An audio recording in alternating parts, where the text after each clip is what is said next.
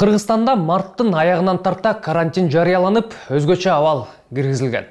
Апрелде көп мекемелер, ишканалар ишин токтотуп, миңдеген, миллиондогон жарандар ишсиз калып, айлык албай отуруп калды. Ишкер, соодагерлер банкротко учурады. Жогорку кеңештин депутаттары деле кыйратып иштегенин көргөн, уккан деле жокпуз. Апрелде 2-3 эле жолу жыйынга чогулушуптур. Аппарат каттоону ачкыла. Каттоо жүрүп жатат, каттоодон өтүңүздөр. Бирок айлыктарды кадимкидей эле алып турушкан. Апрелде бүт өлкө карантинде отурганда жогорку кеңеш 38 миллион 850 миң сом сарпташкан. Анын 23 миллион 613 миң сому депутаттарга жана парламенттин аппарат кызматкерлерине айлык катары кеткен. Ошондо ар бир депутатты кармоого 323 миң 755 сомдон кеткен. Бир эле депутат ушунча айлык алат экен деп калбагыла, мунун ичинде депутаттардын жардамчы, кеңешчи, айдоочу, аппарат кызматкерлеринин айлыктары жана ар кандай чыгымдары бар. Бирок бир депутатты кармоого ушунча каражат кетет. Депутаты совсем оборзели. Ал май айдагы баарыбыз карантинде отурдук. Бишкекте 25 майдан тартып эле айрым ишканалар эшигин ачып иштеп башташты. Бирок жогорку кеңеш дагы тынбай иштептир. Чыгашасы көбөйүп кеткиче. Майда парламент 39 миллион 610 миң сом короткон. Экинчи айда кантип миллион сомго булардын чыгашалары көбөйгөнүн билбейм. Болбосо майрам күндөрү болуп 4-5 күн дем алыштар деле болгон. Ошентип эл ачка отурганда булар кадимкидей эле айлык алып жүрүшкөн. Жалпы жогорку кеңештин 1 жылдык бюджети 750-800 миллион сомго чейин жетет. Аппарат, сапарат, жан жөөкөрлөр, шоопурларын кошкондо bir депутатты 1 жыл кармап туруу үчүн 6,5 миллион сом кетет. Мен эсептеп көрдүм. Bir депутатты кармоого кеткен акчага жөнөкөй канча кызматкерге айлык төлөсө болот. Орточо айлык бизде 17 миң сомдун ар жак бер жагы. Ошондо bir депутатка кеткен акча 30-35 кишинин айлыгына жетет экен. Мисалы, жогорку кеңеште иштеген кызматкерлер депутаттарды кошкондо 700дөй адам иштейт.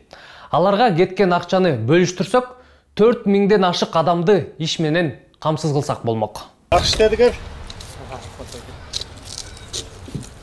Быйыл пандемиядан улам бюджеттин тартыштыгы рекордтук көрсөткүчкө жетти. 11 миллиард сом болуп. Чыгашалар кыскарып, жогорку кеңеш дагы кыскартты, бирок 10%га эле. Анан булардын атайы эсеби да бар. Спецсчет деп коюшат.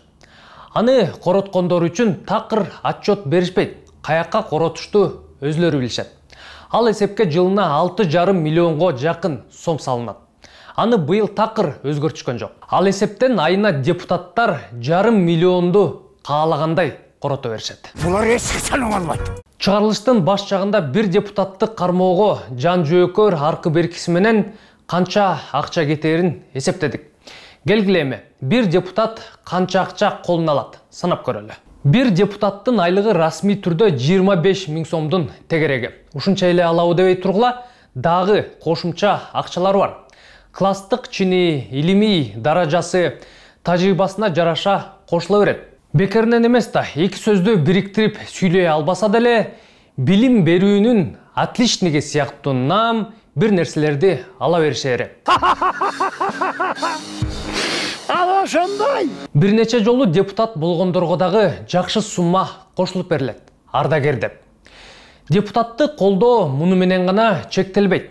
Алар жакшы социалдык пакеттерге ээ болушат. Мисалы, эмгек өргүүсүнө кеткенде бир канча айлык акынын көлөмүндө акча алышат. Дарыланып туруусу үчүн деп да каралган. Балдарын караганга деп дагы пособие алышат.